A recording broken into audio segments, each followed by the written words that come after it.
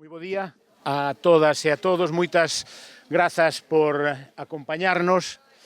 Queremos simbolizar con esta concentración o compromiso de toda a universidade, visibilizada aquí na presencia dos distintos centros que a integran, neste compromiso para estar coas víctimas e loitando todos os días contra a violencia de xénero.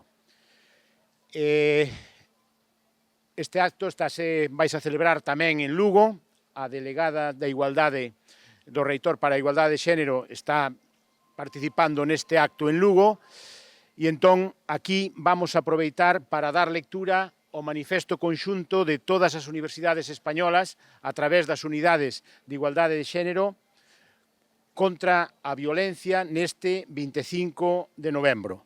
Vai dar lectura ao comunicado a secretaria xeral da Universidade, Dulce García Mella.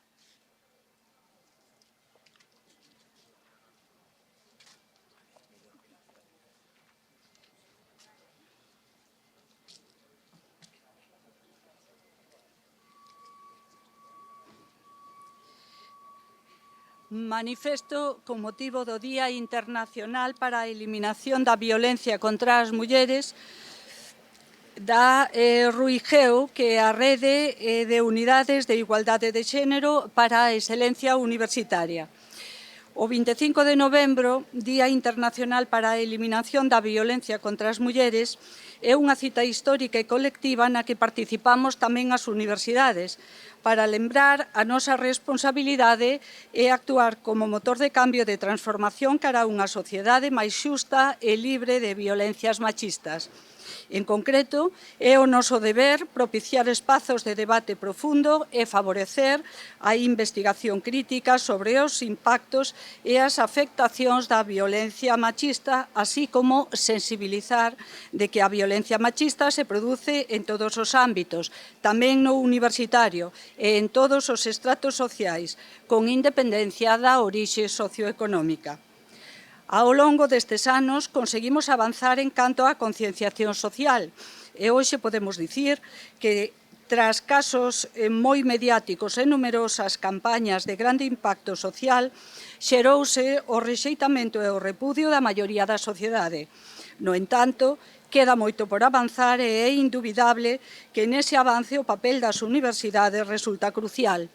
As nosas institucións deben contribuir a esa transformación en xeral mediante a concienciación social e, en particular, a través da aplicación e fortalecemento de mecanismos sancionadores que garantan unha tolerancia cero fronte ás situacións de violencia machista e acoso que se dean na universidade.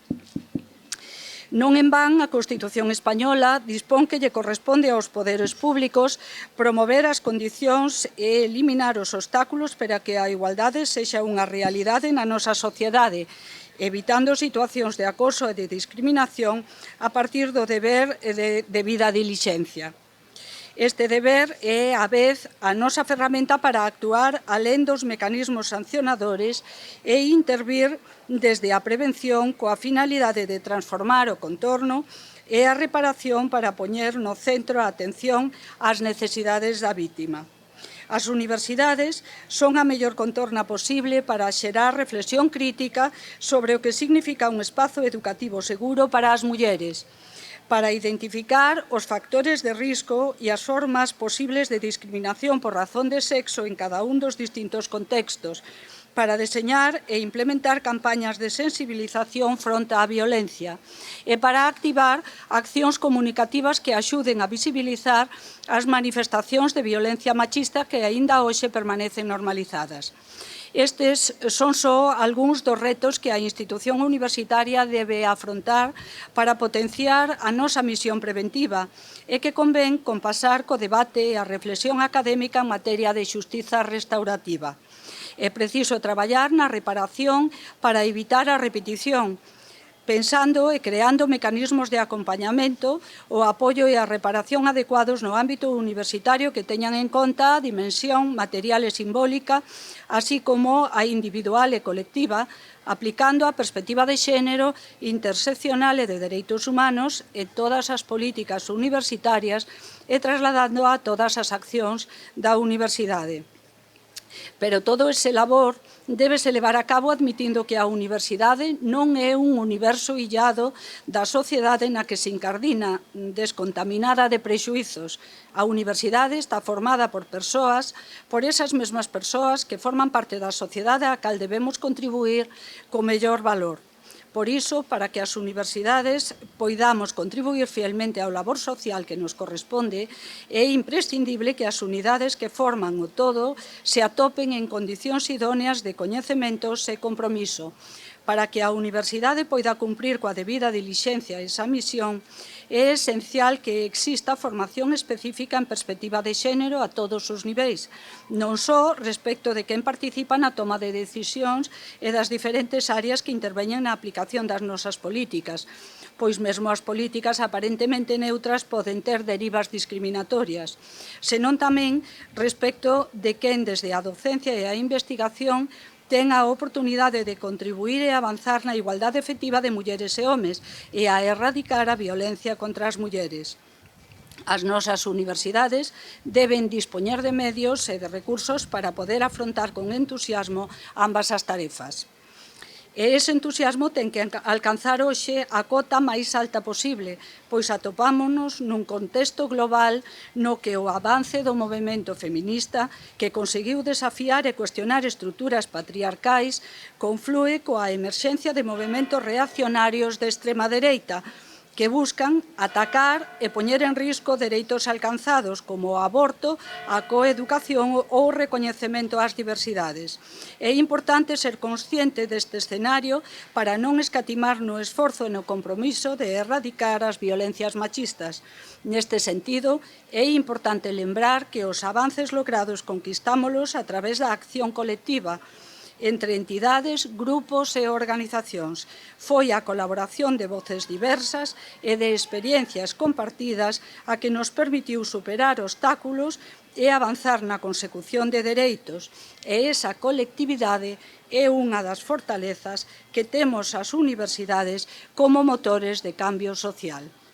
Este manifesto está avalado polas 51 universidades que teñen representantes na RUIGEO, a Rede de Unidades de Xénero para a Excelencia Universitaria. Moitas grazas.